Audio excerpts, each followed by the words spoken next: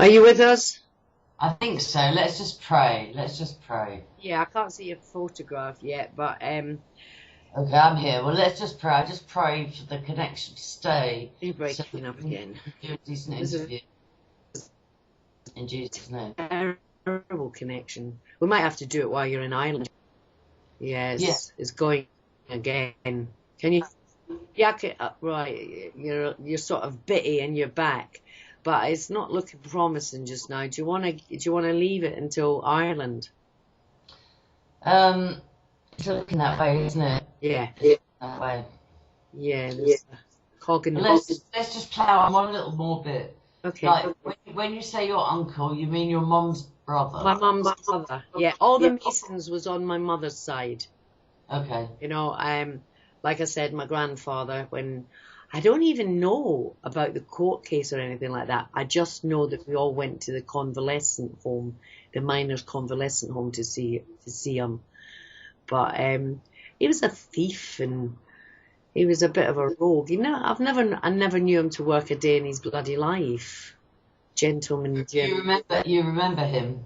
Oh, bloody hell, yeah. Do you know what he did once? We used to, we were the slave labourers because they had a chicken farm. And I remember there was me, my brother and my sister. The rabbit had babies and they were quite a little bit lovely now, not little tiny ones. And we were cuckooing all over them in the chalet. Obviously, we weren't doing what we were told. And he came in, Angie, and it was one of them stable doors. He's picked up every rabbit and he's whacked them. Oh, Whacked oh, them. But no, wait. He done my brother's one and it didn't die. So my brother has got 2 lollipop sticks. He must have been about 4 or 5. He's got 2 lollipop sticks on either side of the rabbit's neck and bandaged it. And he nursed it back. But that bastard would have seen that, We're obviously kids thinking we're doing something sneaky. And he waited until that rabbit had got back to good health and everything. And then he came and killed it. no, it's just like, oh, that's just, Horrible, horrible bastard. He told me once. I was mad for watches when I was a kid, and he said he came in one day and went, "Your Granny McGowan's got a watch for you." Oh, I was so excited I couldn't. Oh God!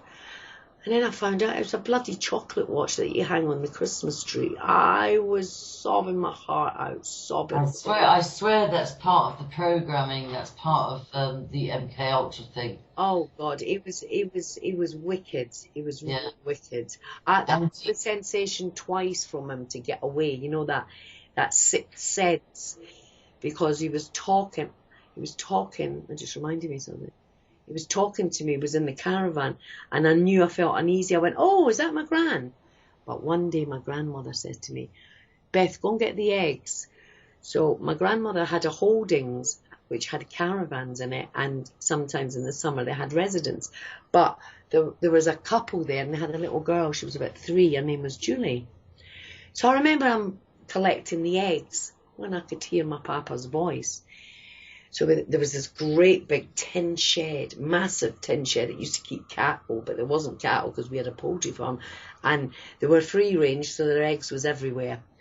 And I looked through the tin and I could see him, Angie, right? And he had his back. Watch, I'll show you. He had his back and he's talking to Julie. And I now know he was masturbating because his arm was doing that. And he said, I could hear him going like that. Something and something, knickers, something, something. And I went, Julie, your mum's calling you. And I steamed in. But I didn't know what he was doing at the time. He was obviously he was masturbating what he was saying. I just heard knickers. I knew he was talking to, but I just knew he was a wrong one. He never came near me because I had a mouth. I'd have blurted it out. Well, he obviously thought I would have blurted it out, but when it happened in the children's home, I locked it down. Yeah, yeah. Oh, that's terrible. But my grandmother knew. So the only thing you know about the female side of the one question I wanted to ask you was, do you know your great grandfather? He died in the war. What happened was, His name was, oh, bloody hell, his name was Snedden. Jimmy Snedden. And when he died in the war, my great granny, McGowan, she married Joe McGowan and had one child with him.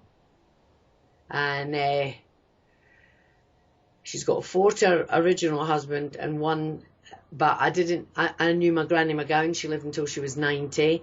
I don't know if there was any of them Masonics, but there's always been money on their side. There's always been, besides not giving a blind bird a worm, they always manages to get money, but they stood on everybody, mainly their family, to get what they wanted, you know. Right. So you know your great grandfather, but you don't know how far back the Masonic thing goes, and you don't know if the abusive thing goes. All my uncles and all the women in Canada and my mother and my half sister. What age is your half sister? She's now 41. And if do you think she watches anything online? Do you think she follows you at all? No. She's spina bifida actually as well. So she's just very much into her family. I did want to bring her to the court, but she done a dirty deed again. My mum never left a will, and I kept on saying to my mum, listen, irrespective, you're not well, but you're 72, you have to sort this out, even if you leave it to the cat and dog home. I'm not saying give it to us. What I'm saying is sort your affairs out. Don't have fighting. But she didn't, and by the time she wanted to, she lapsed into a coma.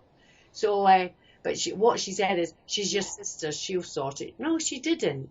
She didn't. She took the whole lot. We only got what the government was. And I've just found out that the other home that my mother had, she sold it last year.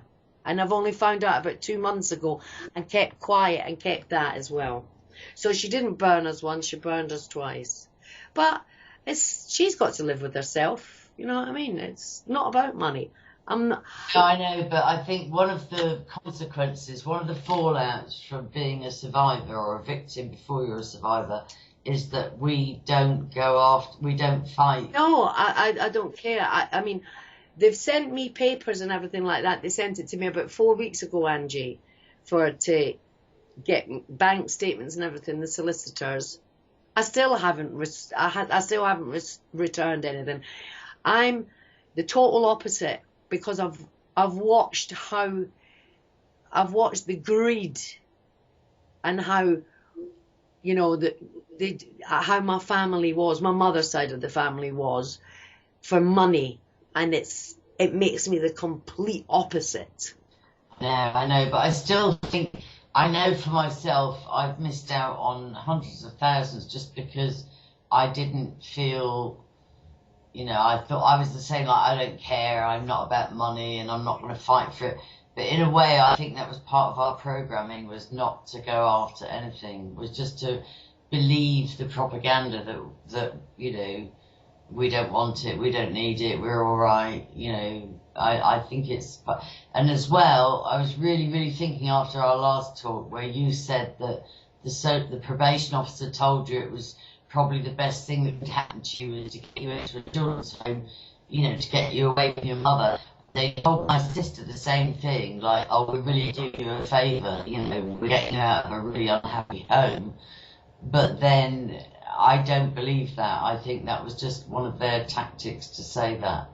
You know, to convince the children, like, we're doing you a favour, we're going to take you into care, and you're going to get abused, you know, and have medical experiments done on you, but we're going to make you really grateful and make you think, like, you know, you're really lucky. Yeah, it's crazy. When I was in Scotland for the trial, I was living at my brother's, and he's starting to unravel, which I find it's a bit late. But he kept on. One night, it was like, I went into the living room with him, and he was sobbing, and he was telling me, oh, Beth, he says, you had the best end. He says, at least you were in a children's home. We were left here. He says, I've done some terrible things. I says, but I know what you... No, he says, you don't know. And he's sobbing. And I says, well, you can speak to me, you can tell me. But it's like he's now in a torture, which I would have thought this would have come 10 years prior. You know, But you're 58. So... My brother's 3.5 years younger than me. So he's like 50, 55. Yeah, yeah. So, but I haven't got to the crux of it because, like I say, it's fleeting that I'm there. I know that he's done some naughty things growing up, adolescent things and violence and all that. But he's saying, oh, you don't know the half of it. You know, but he stopped himself from saying anything. I know, and it's hard to listen as well. It's like people have tried to disclose to me, including my father. Yeah.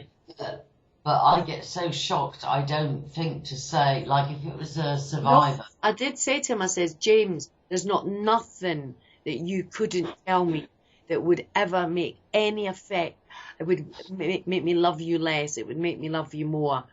I'm always here when you ever want to talk. I'm here.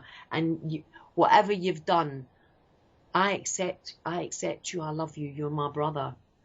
Right. Well, I pray that he gets the courage, either with you or with a counsellor, to actually, you know, to get... There's something stopping him from talking, and I don't know. No, it must be torture. It must be torture to live with that stuff. Yeah. So, just to catch you up, you know all the stuff that's gone on with the interview, and the police came around to the guy's house, and the guy's now freaking out and shutting down and saying, I don't want involved, I want out, I can't handle it, and blah, blah, blah. Anyway, so I don't know why that, you know, that's beside the point. There's so much, but I want to ask you, and I'm sure you've given it some thought, you know, we've got it that you went into care for stupid reasons, really, other than the fact that, you know, your parents were dysfunctional. You know, because you didn't even... I was saying about you shoplifted. No, you didn't. You just got picked up with 2 girls that did shoplift. You didn't even shoplift, you know. Exactly. So basically, you went into care for being with 2 girls that shoplifted and for missing school, whacking school. It's like, it's insane. Time. I know, it's crazy. And then you have a social worker or a probation officer saying, we're doing you a favour putting you in a children's home. So we've got the sort of good side of the story, and it is good, right, that you got the guts to go to court and he got found guilty. But just talk to the level that you're comfortable with about what effect it had on your life. And really, literally, just whatever you feel. Oh, yeah. Oh, there will be a few things that I will not disclose through down to embarrassment. Maybe I might declare one day, but there's lots of people who don't know about parts of my life, and I would like it that way kept. But I was just a kid. I came down to London at 15 and was... That's incredibly young. What made you come to London? Well, because I was 11 when I left Earth, so I didn't bond any friends or anything like that.